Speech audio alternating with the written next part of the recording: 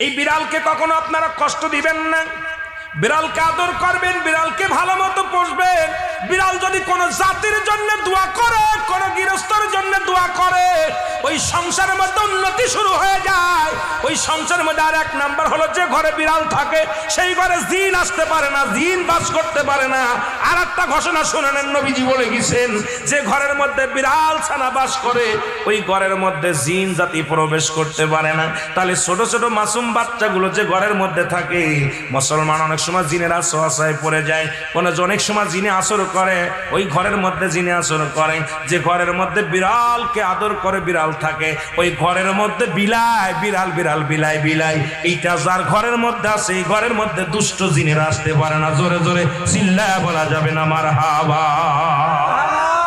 একবার নবী সুলাইমান আলাইহিস সালাম শুনতে পাইলেন পাশের বাড়িতে একটা কুকুরকে কষ্ট দিয়ে